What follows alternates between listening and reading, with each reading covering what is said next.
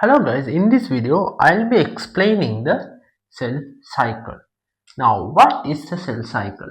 Cell cycle is the sequence of events that takes place from the day the cell was born to the day the cell divides into two new daughter cells. For let's tell this is a cell. So this is a newly formed cell, and if this is a cell that undergoes mitosis, or if this is a cell that undergoes a cell cycle, after a certain time, this cell will produce two new cells. All the events that takes place from this stage to this stage, we can call it the cell cycle. Now, when it comes to the cell cycle, we have two main important phases. We have the mitotic phase, we have the interphase.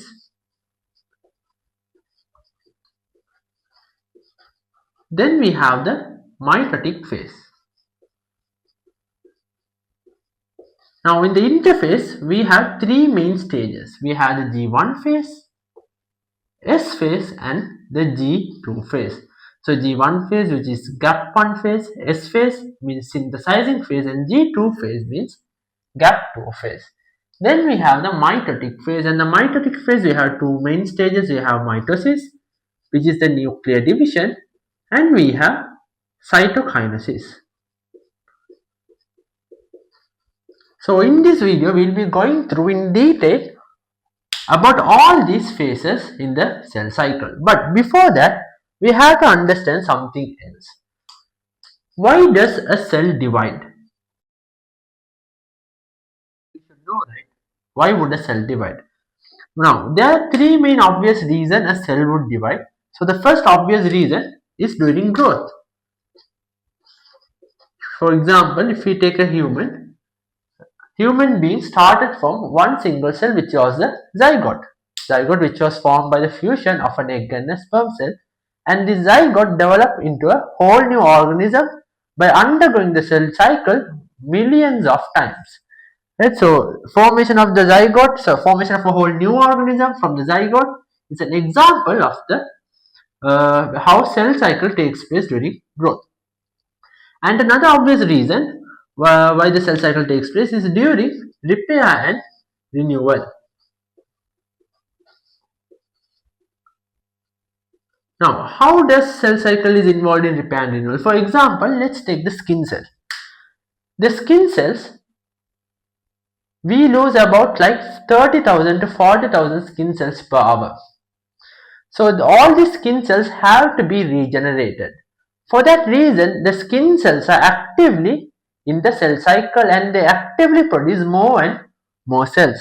So skin cell is one of the best example for repair and renewal. And if you take other cells, we can take the liver cells.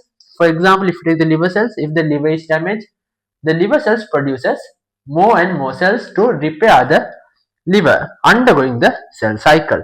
And another obvious reason is during reproduction, right? For example, we have the bacteria. Bacteria also undergoes a cell cycle and produces a whole new organism. Why? Because bacteria is a single cell organism, and when it undergoes the cell cycle, it produces another organism which is also single cell. Now that I have seen this, we have to understand something else. Now let us take a look at all the cells and how they undergo the cell cycle. We have three types of cells. First cell are the labile cells. Now what are these labile cells? These are the cells that are constantly undergoing cell cycle. They are constantly in the cell cycle. They are constantly dividing. For example, the skin cells. As I told, the skin cells are very prone to exposure and they die very quickly. Because of this, the skin cells are usually always activated. Always they are producing more and more cells. So one of the best examples for labile cells are skin cells. So they are always in the cell cycle. So with skin cells, which means the epithelial cells. Then also we have the epithelial cells that are present in the gut, right? Because in the gut, due to food digestion, what happens? There is more mechanical and chemical stress. For this reason, gut cells also die constantly. For this reason, gut cells also have to be regenerated constantly. So again, gut cells also are always in the cell cycle. Then another type of cells are the hematopoietic stem cells. Now these hematopoietic stem cells, what they do is they usually give rise to the red blood cells. Now if we take the red blood cells, they have a very short lifespan and they also have to be regenerated very rapidly. So hematopoietic stem cells are usually the cells that gives rise to the red blood cells. So they have to undergo cell cycle constantly. Now the second types of cell we have the stable cells. Now the stable cells we also call the quiescent cells. So stable we also call them the quiescent cells.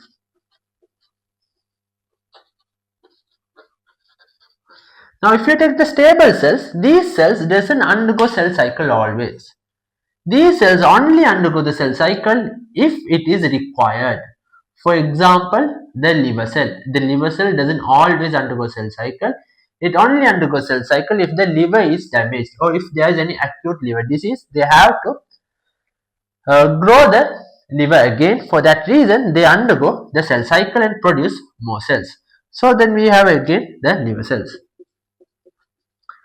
And another stable cell is the lymphocytes, which are the white blood cells. So if we take the white blood cells, they also don't divide regularly. They only divide when a foreign antigen enters the body and they trigger an immune response. So we have the lymphocytes, which are the white blood cells. Now finally we have kinds of cells called the permanent cells. Now these permanent cells, they never undergo the cell cycle. So one of the best example of the permanent cell, we have the nerve cells, which are the neurons. Once differentiated during birth, the neurons never undergo cell division. So when the nerve cells die, they are not regenerated. Then second types of cells, we have the cardiac cells, which are present in the heart. We call them the myocytes. They are also not regenerated. Okay, now that we have seen all the types of cells and how they proliferate, now let's go through all the phases in the cell cycle.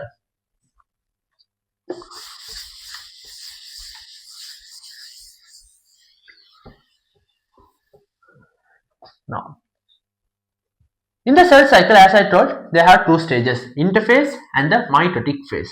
Most of the cells are usually in the interphase. About 90% of the time, cells are in the interphase. About 10% of the time, only cells are in the mitotic phase. Now, interphase starts with the G1 phase. So, let's draw a cell. Right? Now, we have a cell. Let's draw it a bit in the side.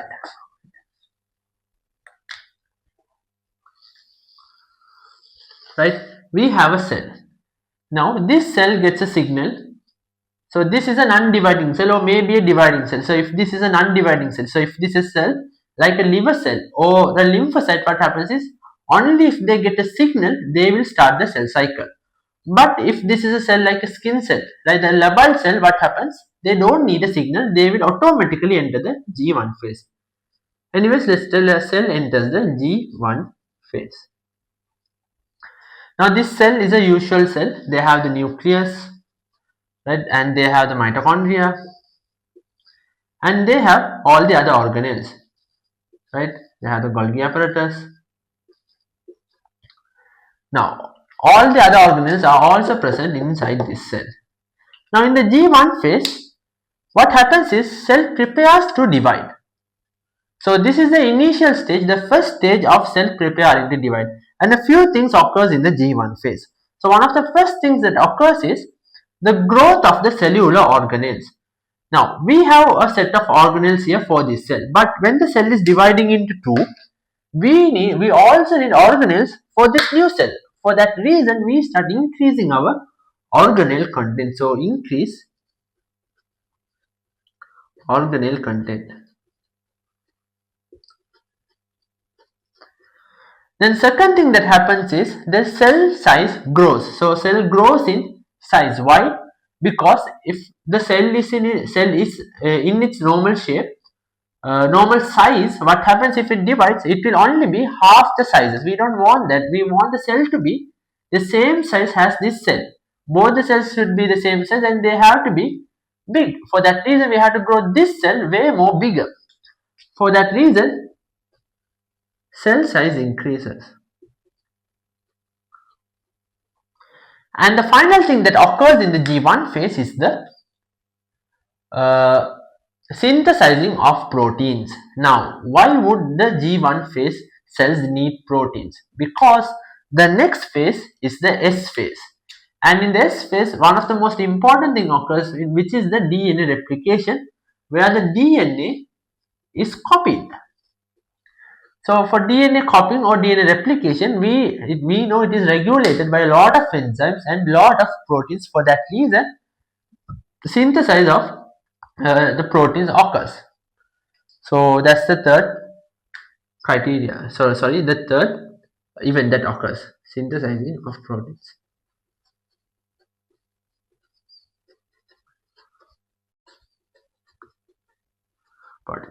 Now what happens? If all these criteria are fulfilled, the cell can move into the S phase. Okay. If all the criteria are fulfilled, it can move into the S phase. But what if all the criteria are not fulfilled?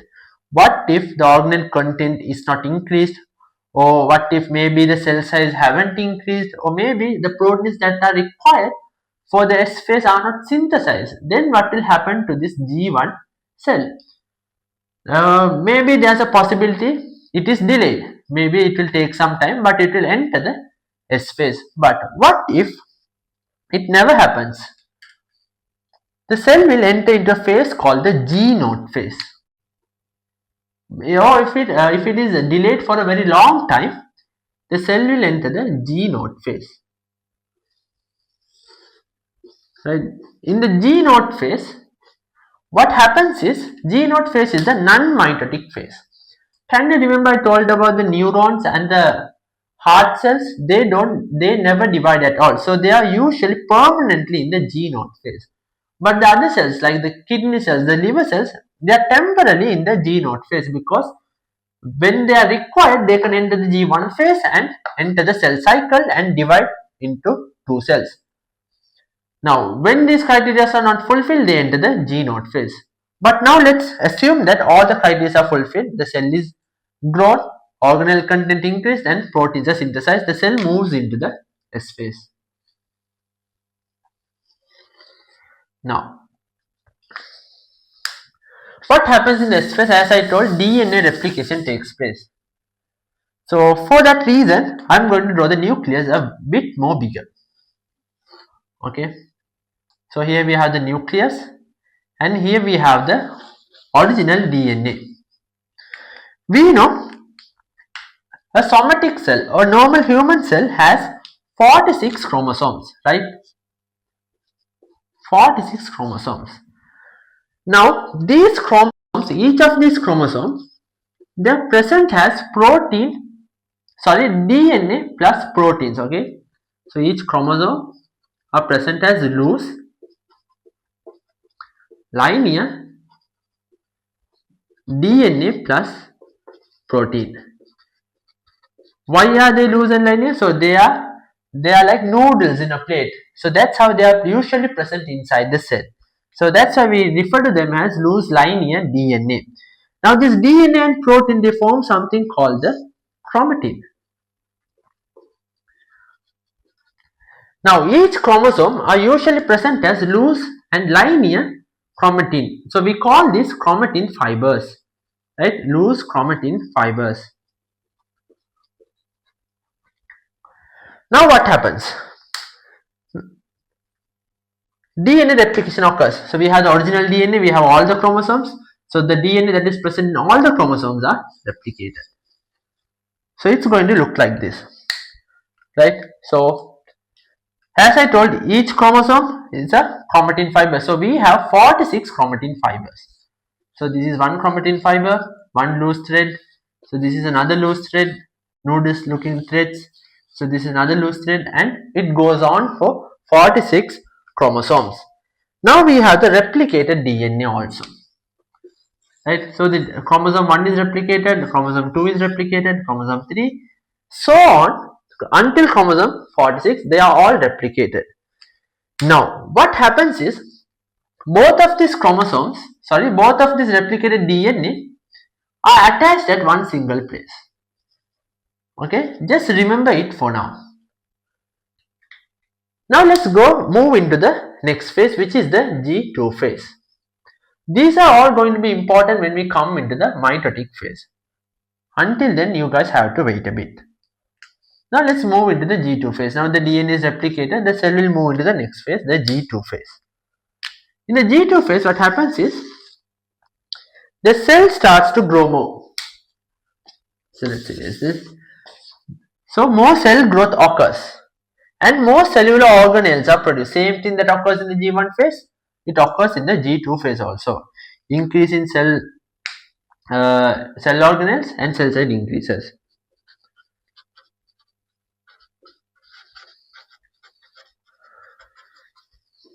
Cell size increases. Okay. Now, one other thing occurs in the G2 phase, that is synthesizing of proteins. Now you might be thinking, okay, we synthesize proteins for S phase because DNA replication requires enzymes and proteins. Now why are we synthesizing proteins in the G2 phase?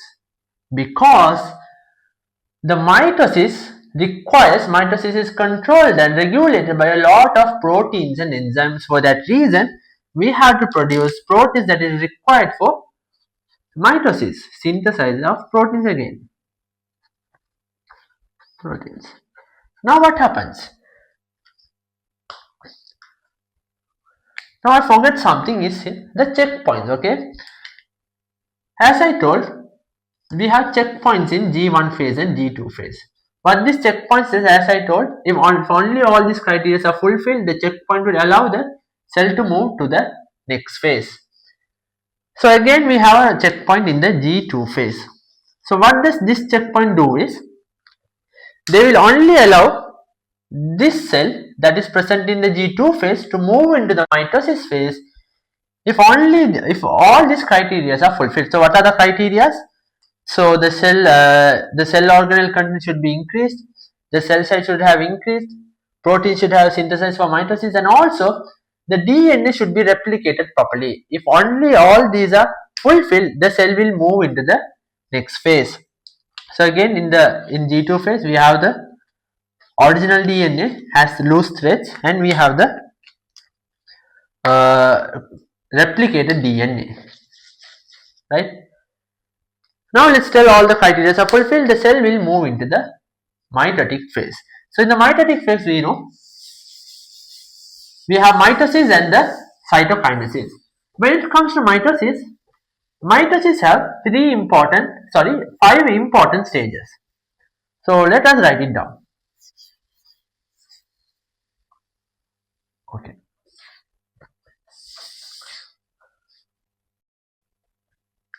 First we have prophase, then we have prometaphase, metaphase,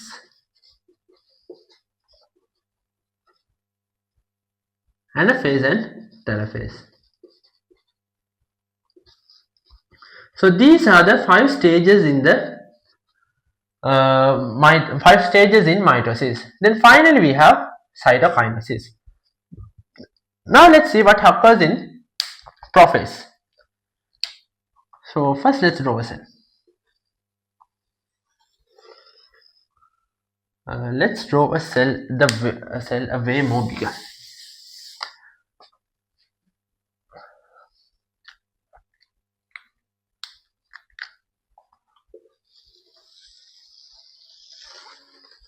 Okay. Now the first thing that occurs in prophase is the condensation of the chromatin fibers. Now in G2 phase, as I told, we have chromatin fibers has loose threads like noodles in a plate. I explained it. We call this the decondensed form of the chromatin. Right, the decondensed form of the chromatin. But now what we have to do, we have to condense these chromatin fibers. Now what do we mean by condense? So we have to pack them tightly around, make them shorter and tighter. Right? So when cell division is taking place, all the chromosomes are pulled perfectly and all the chromosomes are pulled together. Now, how are we going to do this? So, when we pack them tightly together, when we condense them, it's going to look like this. So, the red color we have the original DNA, right? And we have the copied DNA, replicated DNA.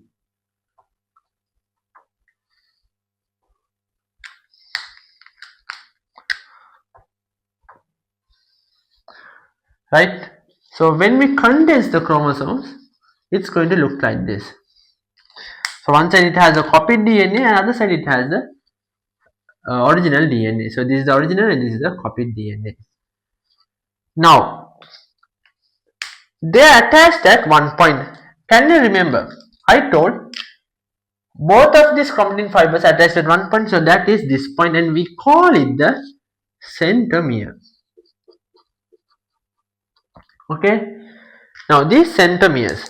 Now we have two arms here and we call them the sister chromatids. So this is one sister chromatid and this is one sister chromatid. So we have two sister chromatids.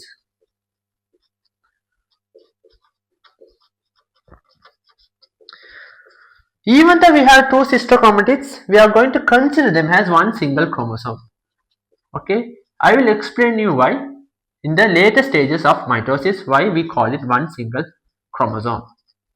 Like this, we have 46 chromosomes with two sister chromatids each, one sister chromatid with the original DNA, other sister chromatid with the copied DNA.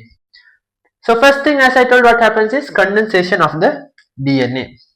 So let's draw the nucleus. So this is the nucleus. Inside the nucleus now we have two DNA, right? So two chromosomes actually. So this is how they are going to look inside the nucleus now in the condensed form. Now I have forgot something in the G2 phase. In the G2 phase, something called the centrosomes are also produced, right? So the centrosomes are structures that is present inside the cell. Now the centrosomes are duplicated and these centrosomes are usually present near the cells. Now in prophase, what happens is these centrosomes start to move away from each other. So here we have the centrosomes. These are structures that were produced in the G2 phase. They start moving away from each other towards the poles. So this is one pole and this is the other pole, two sides of the cell. Now they also form something called the mitotic spindle. Now what is this mitotic spindle? They start forming or growing microtubules. So these are linear threads called microtubules. So they start forming it everywhere. Okay. So these microtubules will be used to form the mitotic spindle. We'll take a look at it in the prophase stage. So another thing that occurs is something called the nucleoli disappears. Now what is this nucleoli? The nucleoli is a region that can only be seen when the chromatin are present as fibers in their loose form. But when we condense them and form discrete chromosomes, we can't see the nucleolus. So the nucleolus disappears. That something happens. Nucleolus disappears. Centrosomes move away from each other towards the opposite pole.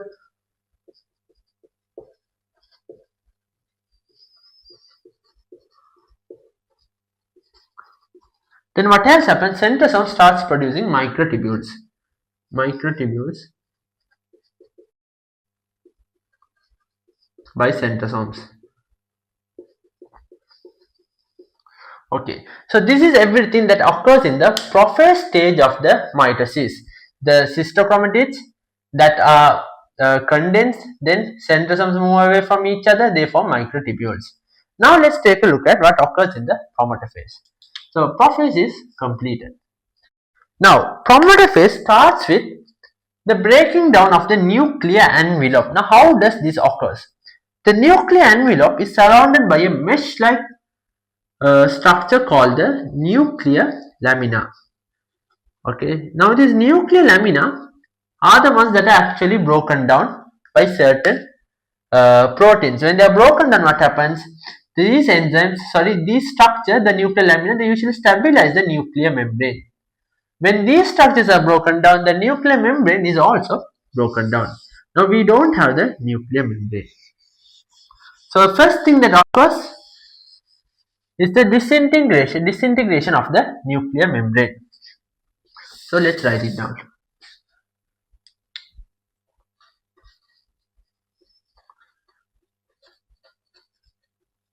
Of nuclear membrane.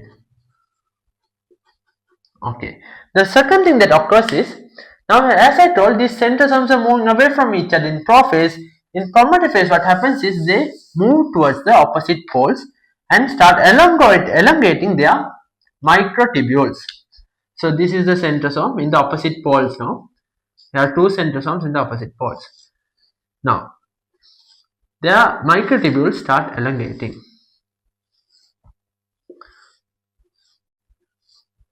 And they also start to produce microtubules radially outwards, right? So radially outward cell membrane. Now these radially moving microtubules, we call them the esters. Okay. Now what happens is, there's something else I want to tell you guys. Now these sister chromatids, they are held together by a certain protein. Now sister chromatids are held together by certain proteins because they can move away if they are not held together. So these proteins, we call them cohesins. So they are ring-like proteins, we call them cohesins. So they are held together by cohesins, and that Metaphase, these sister chromatids, so these two are the same things, but I am just showing it here. These sister chromatids form something called the kinetochores. What are these kinetochores? So kinetochores are protein complexes that are formed on both sides of the sister chromatid. So we can form a kinetochore here. So these are just protein complexes. Now what this microfilament does is, these microfilaments love this kinetochore. When they see them, what they do is they come and bind to this kinetochore. Okay. Now when they bind to the kinetochore of the sister chromatids, what happens is they start pulling the sister chromatids towards their pole. So this guy will pull the sister chromatids towards his pole. Now we don't want sister chromatids to move towards the opposite poles. Not yet. So what happens is, the microtubules that are present in the opposite, they also come and bind on the opposite pole. Now this guy also comes and bind, and he is trying to pull the sister chromatid towards his pole. Now this microtubule, they come and they try to pull the sister chromatids towards their pole. Now the sister chromatids are moving backward, forward. They don't know what to do. It's like a tug of war out there.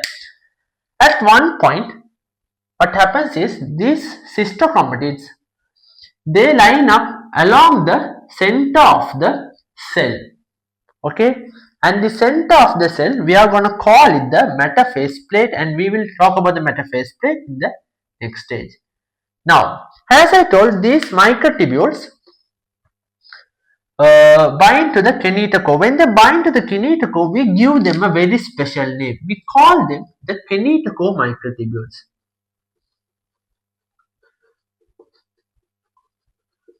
Right? But there are certain microtubules that doesn't bind to the kinetochore. So can you see these two microtubules? Like these microtubules, they don't bind to the kinetochore. We call them the non-kinetochore microtubules. Easy as that. Microtubule. Now, when the cell starts getting aligned on this middle, because they are pulling each other, we have two opposite forces and they cancel out, right?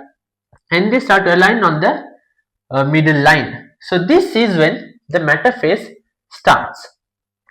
Now we have completed what occurs in the prometaphase. What occurs?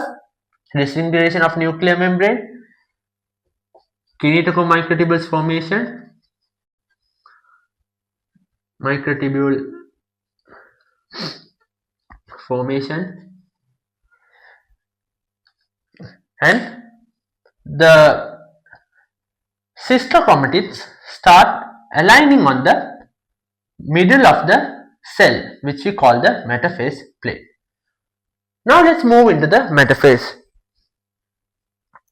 Now something else to remember is that we have only done 2 sister chromatids, but here we have 46 we have 2 chromosomes and 4 sister chromatids, but in reality we have 46 chromosomes lined up along the metaphase plate. Now what happens? So let's draw it again. So we have the metaphase plate here, right? The center equator. It start aligning on the center of this plate with their centromere on the middle. As I said, this is middle region, which is the centromere. With the centromere on the middle, they start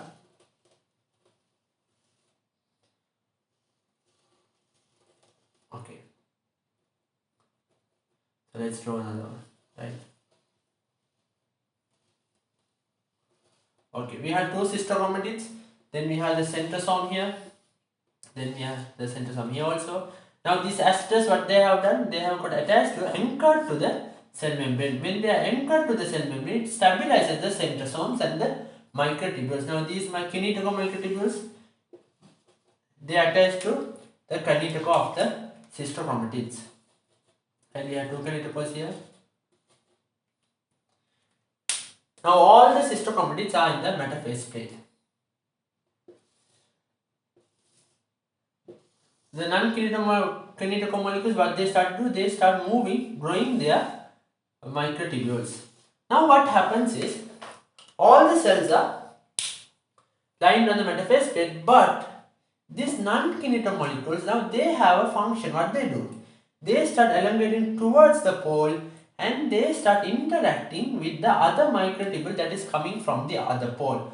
So these 2 microtubules, as you can see, so these part, they start interacting with each other using certain motor proteins. What? Motor proteins. So again, same thing occurs here. They start interacting using certain motor proteins. Now they do have a function. Let's look at the function in the next stage. Okay. Now, once everything aligned, now we have another checkpoint here. Now, the first checkpoint we saw at G1, second checkpoint we saw at G2, and in the middle of mitosis, in the metaphase, late metaphase, we have the third checkpoint. Now, this checkpoint ensures that all the sister chromatids are lined along the metaphase plate. If they are not lined along the metaphase plate, what happens is, the cell doesn't move to the next stage, which is the anaphase. Now when they are lined along this along the metaphase plate, now they move to the next stage, which is the anaphase. Now let's see what happens in the anaphase. Okay. When they get the go signal, right, when all the criteria fulfilled, what was the criteria? Sister chromatids on the metaphase plate. When that criteria is fulfilled, what happened? An enzyme is released. Now what does this enzyme do? This enzyme, okay, this enzyme, what they do is they cut off these cohesive molecules. Now the sister chromatids are held together by cohesins, right? Now when the cohesive molecules are not there, what happens? The sister chromatids can move away from each other because these microtubules are always pulling the sister chromatids towards their pole, right? Now these sister chromatids are separated. Now both of these sister chromatids are separated here. The 2 sister chromatids here, they are separated. Now how are they going to look like? They are going to look like this. They are separated. Now they have their kinetochore here.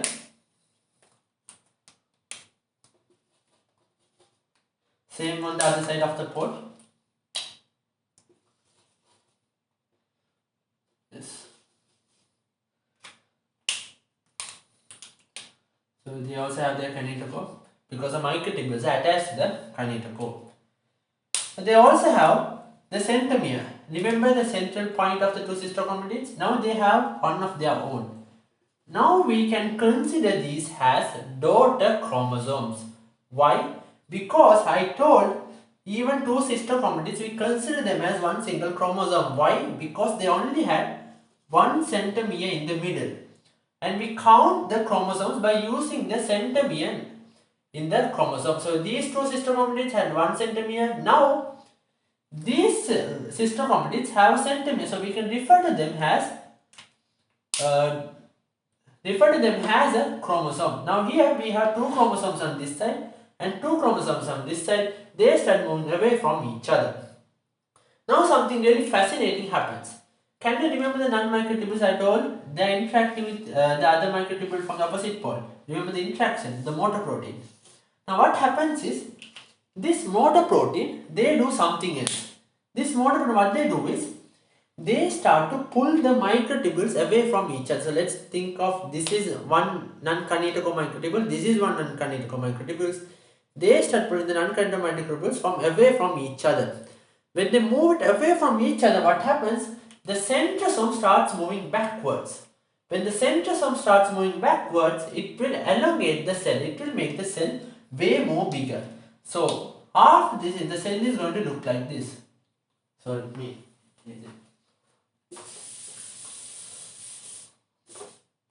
So the cell is going to get bigger. So here also the cell is going to get bigger. Why? Because the non-kinetical microtubules using this protein, they are moving away from each other, making the cell bigger. Now, as you can see in Anaphase, the kinetical molecules are getting shortened. Now, we have to talk about what happens here. Okay. Now, there are two theories how the microtubules are getting shortened. First theory is the kineto is carrying the or walking the chromosome with it. Right. So, for example, let's tell this is the kinetochore and this is the chromosome and this is the microtubule. Now, this kinetochore, what they are doing, they are walking this chromosome with them. They are taking the chromosome in their hand and they are walking towards the pole. While walking, what are they doing? They are breaking down this microtubule filaments, threads. So as they are walking now, they are here with the chromosome and they are breaking this part. Again they are moving somewhere front and they are breaking off the microtubule. So that is one theory, and the other theory is, second theory is the microtubule is shortening on the pole. In the pole, what is happening? As the microtubules are pulling the now the daughter chromosomes towards the pole, what happens? They are getting broken down. So first theory, microtubule is breaking down on the positive end, and the second theory, microtubule is breaking down in the negative end, because this end we call the positive end of the microtubule, this end we call the negative end of the microtubule. So that is something extra to learn about what's happening in the Anaphase. Now at the end of Anaphase, what is happening? All the sister chromatids, we call them now what? Not sister chromatids, chromosomes. All the chromosomes are on one pole. All the chromosomes here are on one pole. Now let's see. Now metaphase is completed, Anaphase is also completed. Right? Now finally we have the telophase stage. Anaphase completed, Anaphase is also completed. Now let's see what occurs in the telophase.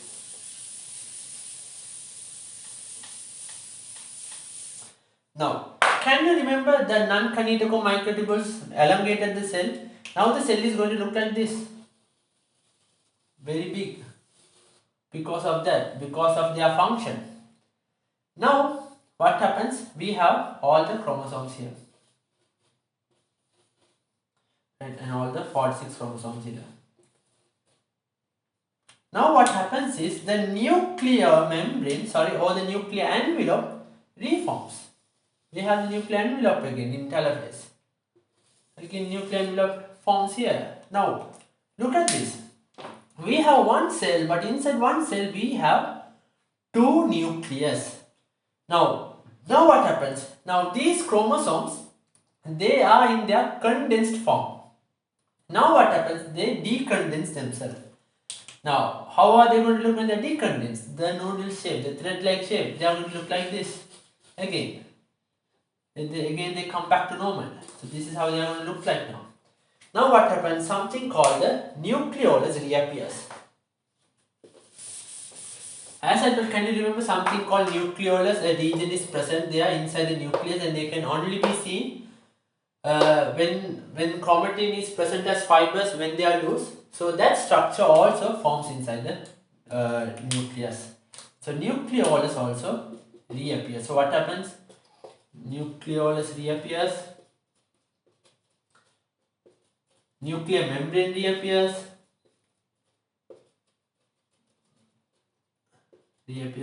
Then finally what happens? The chromosome decondenses.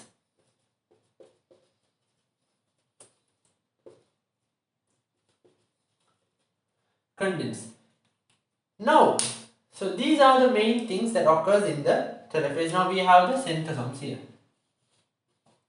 Okay. Now you guys might be thinking, what happened to the microtubules? The microtubules are all broken down. We don't have any microtubules. Now telophase is also completed. Now we have to go to the final phase of the cell cycle, which is the cytokinesis. Now what happens in cytokinesis? During cytokinesis, a structure is formed using proteins like this. So this structure is made up of actin and myosin proteins.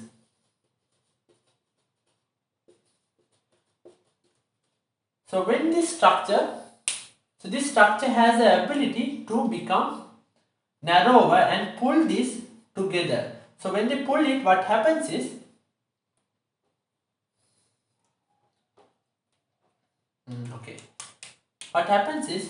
the cytoplasm turns inwards. Now we have formed something called the cleavage furrow. We call this what? The cleavage furrow. Now they have contracted and become more narrower. At one point what they do is they pinch this one cell into two. So that is what is going to happen finally. They are going to become narrower, squeeze, and they are going to pinch the cell into two. Now we have two new cells. Okay. Now we can see we have two cells. We have both the cells have 46 chromosomes. Then they have all the organelles inside them. Now that we are done with all the phases of the cell cycle. Now if this is a skin cell or something related such as intestinal cells that are present in the gut, these cells can undergo cell cycle again. So this cell will enter the G1 phase, again elongates, right? Cell content increases, enters S phase. DNA replication again occurs, then again G2 phase, cell organelle growth, cell growth, protein synthesis, again they can enter the mitosis and they can produce two new cells. And this guy also can enter the cell cycle and produce two new cells. Now two cells has become four cells, and these two cells can produce more cells. So that if they want to enter the cell cycle, but if there are cells that doesn't want to enter the cell cycle, they can enter the G0 phase, right? The G0 phase, they don't divide, or maybe they can enter the G0 phase temporarily like the liver cells. Okay, so that's it all about the cell cycle. So until then, thank you and meet you guys on another video.